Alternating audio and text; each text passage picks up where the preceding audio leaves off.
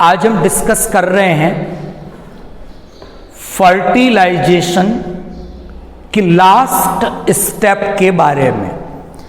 और फर्टिलाइजेशन की जो लास्ट स्टेज है उसमें दो इम्पोर्टेंट चेंजेस होंगे।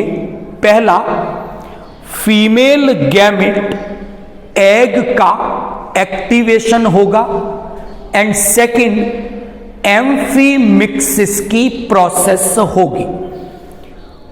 आज का जो टॉपिक है वो फर्टिलाइजेशन का लास्ट पार्ट है।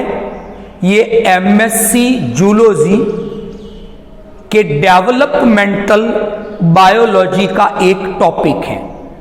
प्रीवियस लेक्चर में हम लोगों ने फर्टिलाइजेशन से रिलेटेड एग्लूटिनेशन, एक्रोसोमल रिएक्शन और कॉर्टिकल रिएक्शन के बारे में डिस्कस किया था। आज हम एग एक्टिवेशन और एम्फीमिक्सिस की प्रोसेस को डिस्कस करेंगे। और ये कंप्लीट फर्टिलाइजेशन की प्रोसेस हमने सी अर्चिन में एक्सटर्नल फर्टिलाइजेशन के रूप में डिस्कस की है और मैमल्स में इंटरनल फर्टिलाइजेशन के बारे में डिस्कस की है।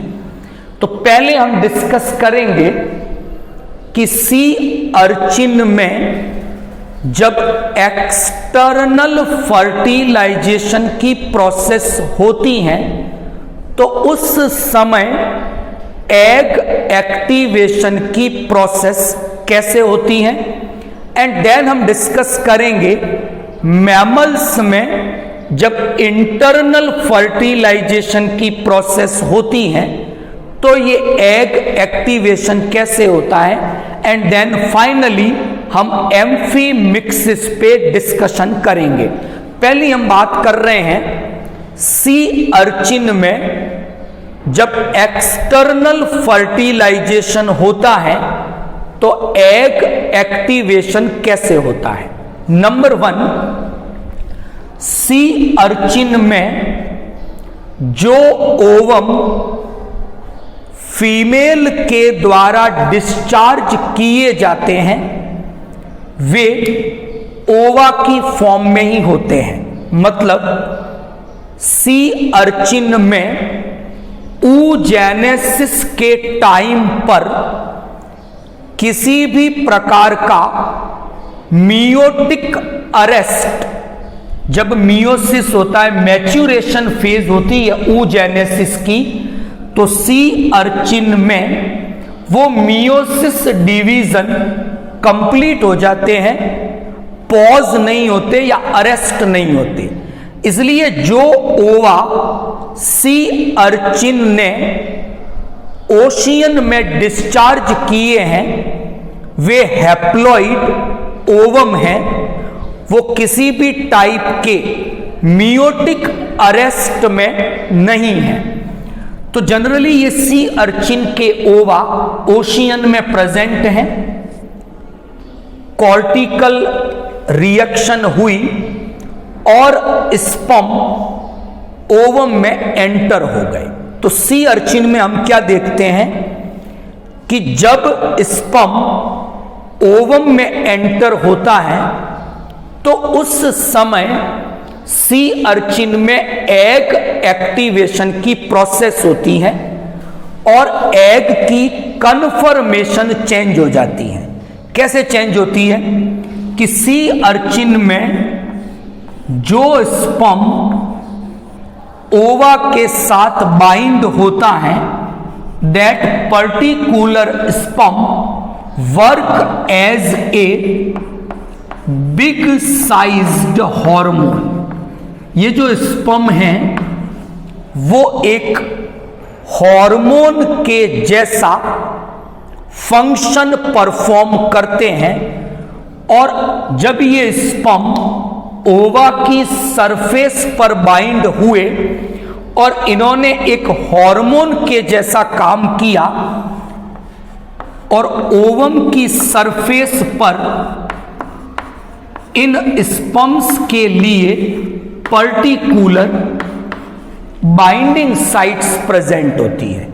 तो जब इन बाइंडिंग साइट पर ये स्पर्म जुड़े और इन्होंने एक हार्मोन की तरह फंक्शन परफॉर्म किया और फाइनली ये क्या करेंगे, जो एग है उस एग की कन्फर्मेशन को चेंज कर देंगे और इस प्रकार सी अर्चिन में स्पर्म एग एक्टिवेशन का काम करता है।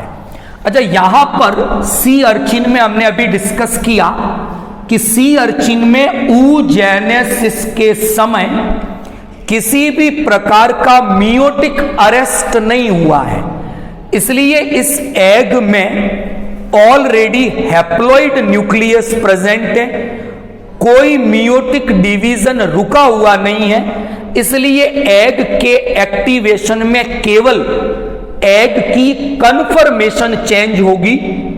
कोई डिवीजन रुका हुआ होता तो वो रुके हुए डिवीजन दोबारा स्टार्ट होते। ऐसा कोई चेंजेस सी अर्चिन में एग एक्टिवेशन के समय नहीं होता। यहां केवल और केवल एग का कन्फर्मेशन ही चेंज होगा और ये पूरी प्रोसेस किसने की है, स्पर्म करेंगे।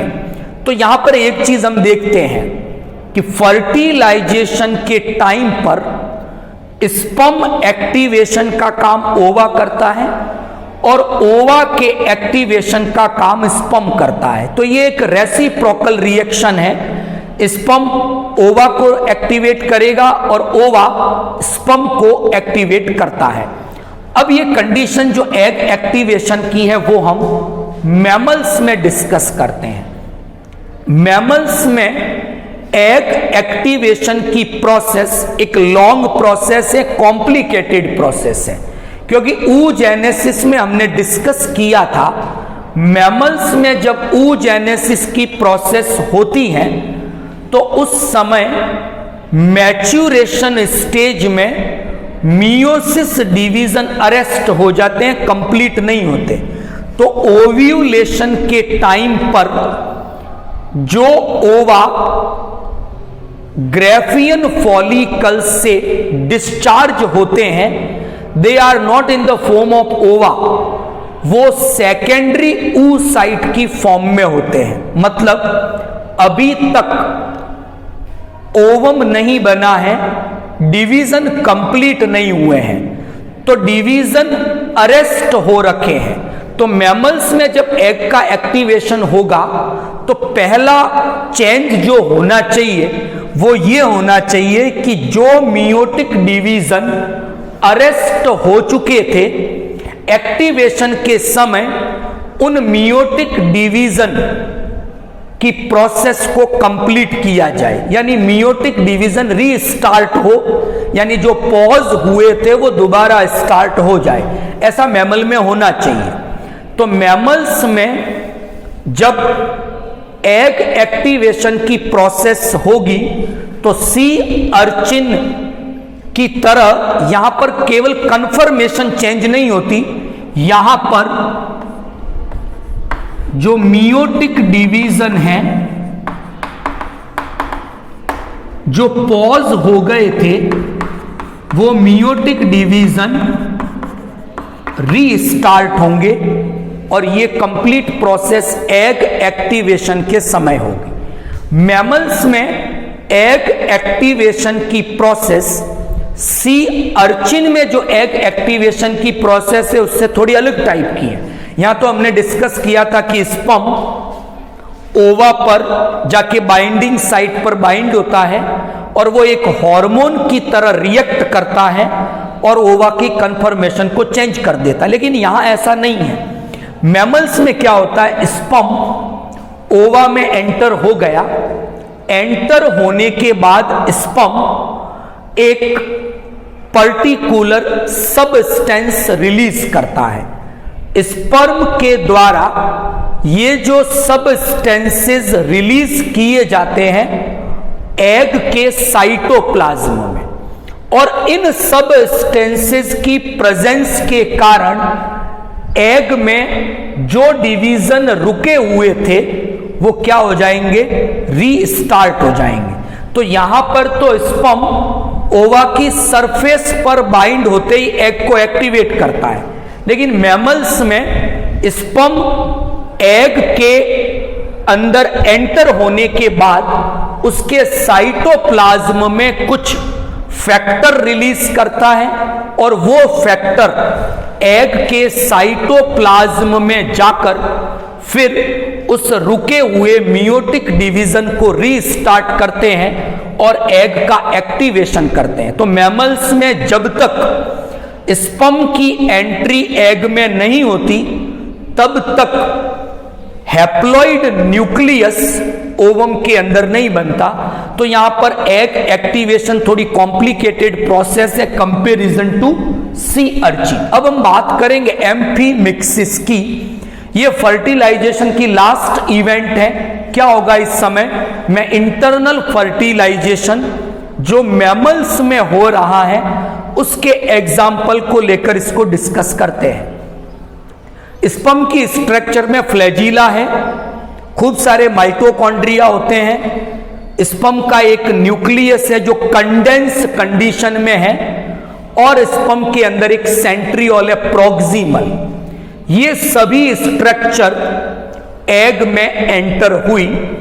एंटर होते ही स्पर्म क्या करेगा, अपने फ्लैजिला को अपने से डिटैच कर देगा। तो इसका मतलब क्या हुआ, सी अर्चिन में जब हम फर्टिलाइजेशन की स्टडी करते हैं तो देखते हैं कि एग में केवल स्पर्म का न्यूक्लियस और स्पर्म का सेंट्रियोल ही एंटर करता है और कोई पार्ट एग में एंटर, फ्लैजिला भी एंटर नहीं कर रहा। लेकिन मैमल्स में फर्टिलाइजेशन के टाइम पर स्पर्म का न्यूक्लियस, उसका फ्लैजिला, माइटोकॉन्ड्रिया और सेंट्रियोल सब एग में एंटर कर जाएंगे। एंटर हो गए। एंटर होने के बाद स्पर्म क्या करेगा, अपने फ्लैजिला को अपने से डिटैच कर देगा। माइटोकॉन्ड्रिया भी स्पर्म से डिस्चार्ज हो जाएंगे बाहर और ये माइटोकॉन्ड्रिया और फ्लैजिला एग के साइटोप्लाज्म में जाकर डिसइंटीग्रेट हो जाएंगे, डिसॉल्व हो जाएंगे। इसका मतलब यहां पर एक चीज नोट करनी है कि जो न्यू प्रोजेनी बनी, नया ऑफ स्प्रिंग बन रहा है, उसमें जितने भी माइटोकॉन्ड्रिया आएंगे वो केवल और केवल मैटरनल एग ने दिए हैं। स्पर्म का कोई माइटोकॉन्ड्रिया न्यू प्रोजेनी में अपना पार्टिसिपेशन नहीं देगा। तो माइटोकॉन्ड्रिया, फ्लैजिला डिसइंटीग्रेट हो गए। अब एग के साइटोप्लाज्म में एक तो उसका खुद का हैप्लॉइड न्यूक्लियस है प्लस स्पर्म का सेंट्रियोल और उस स्पर्म का न्यूक्लियस है। अब यहां पर स्पर्म के अंदर जो न्यूक्लियस था वो तो कंडेंस कंडीशन में था। जैसे ही वो एग में एंटर हुआ अब उसका डीकंडेंसेशन होगा। तो सबसे पहला काम हुआ, स्पर्म का न्यूक्लियस डीकंडेंसेशन की प्रोसेस में जाएगा और अब स्पर्म के न्यूक्लियस को प्रोन्यूक्लियस, मेल प्रोन्यूक्लियस के नाम से जाना जाएगा। Is it clear? तो जो मेल प्रोन्यूक्लियाई है ये स्पर्म का डीकंडेंस न्यूक्लियस है और वो एग के साइटोप्लाज्म में प्रेजेंट है। दूसरी जो स्ट्रक्चर है यहां पर वो है सेंट्रियोल, प्रोक्सिमल। सेंट्रियोल भी फर्टिलाइजेशन के टाइम पर स्पर्म के साथ एग में एंटर हुआ। अभी कंडीशन क्या है, एक और